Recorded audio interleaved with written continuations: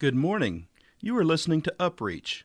Now these things, brethren, I have figuratively transferred to myself and Apollos for your sakes, that you may learn in us not to think beyond what is written, that none of you may be puffed up on behalf of one against the other. For who makes you differ from another? And what do you have that you did not receive? Now if you did receive it, why do you boast as if you had not received it? You are already full. You are already rich. You have reigned as kings without us, and indeed I could wish you did reign, that we also might reign with you. For I think that God has displayed us, the apostles, last as men condemned to death. For we have been made a spectacle to the world, both to angels and to men. We are fools for Christ's sake. 1 Corinthians chapter 4, verses 6 through 10. There is a great deal of value and a great deal of truth in the advice which tells us to avoid extremes, to study moderation in all things, and to always seek the golden mean. The person who oscillates between glowing enthusiasm and complete despair is an unsatisfactory person. The person who plunges from radiant joy to unrelieved gloom is a difficult person.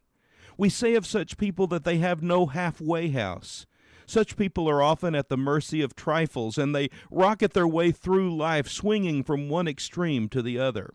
It is quite true that the person who pursues a steady, even course, the one whom nothing uplifts too much and nothing casts down too much, the solid and imperturbable, and, to use a modern vivid coinage, the unflappable person, is indeed a valuable person to have beside you in any undertaking.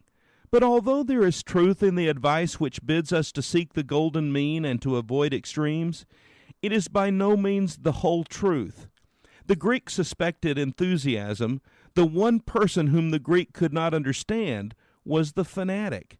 There is a sense in which, for the Christian, enthusiasm is the one essential quality, and the fanatic is the person who matters most of all.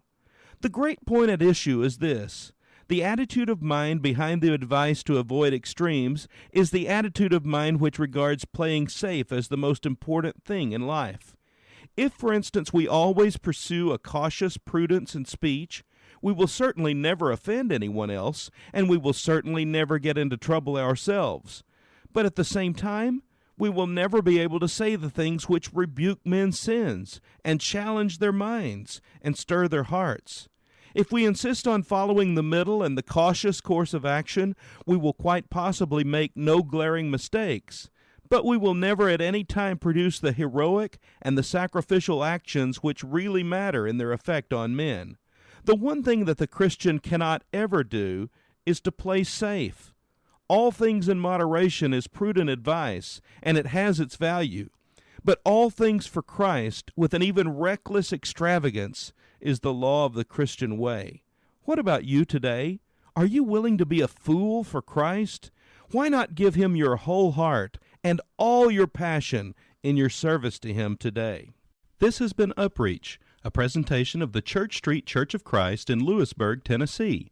I am Kyle Bolton, the pulpit minister at Church Street, and I would like to personally invite you to come and share times of Bible study and worship with us each week.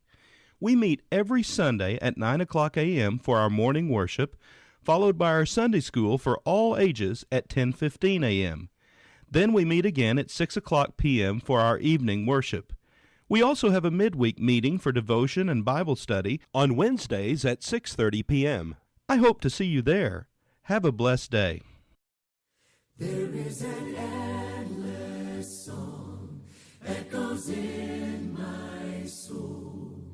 I hear the music ring, and though the storms may come, I am holding on, and to the rock I cling.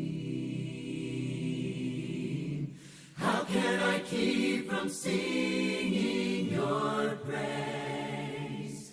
How can I ever say enough? How amazing is your love? How can I keep from shouting?